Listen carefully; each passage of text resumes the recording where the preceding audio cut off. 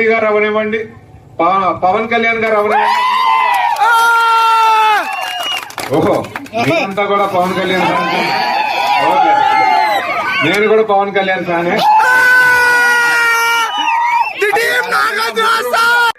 మీకు తెలుసో తెలియదో, నేను పవన్ కళ్యాణ్ గారికి వీరాభిమానిని. అతను హిట్ సినిమాలు ఖుషీ సినిమా, బద్రీ సినిమా వచ్చినప్పుడు నేనైతే ఫ్యాన్ కాదనమాట. అతనికి ఫ్లాప్స్ వచ్చిన తర్వాత నేను ఫ్యాన్ అయ్యాను. అంటే నేనే అసలైన నిజమైన ఫ్యాన్ని. అప్పటి వరకు చిరంజీవి గారిని ఇతను దాటేస్తాడేమో అని చెప్పి అతని సినిమాలు చూసేవాడిని కాదు. ఎందుకంటే నేను చిరంజీవి గారికి అంతకంటే పెద్ద అభిమాని అనమాట. అతని నిబద్ధత చూసిన తర్వాత నేను ఫ్యాన్ అయ్యాను.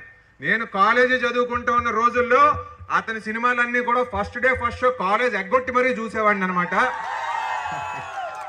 ఇంట్లో తెలియకుండా చూసేవాడిని, ఎందుకంటే వాళ్ళు అలాగే ఒప్పుకోరు కాలేజ్ ఎగ్గొట్టడం అంటే. కాబట్టి ఆ రకంగా పవన్ కళ్యాణ్ గారిని అభిమానించి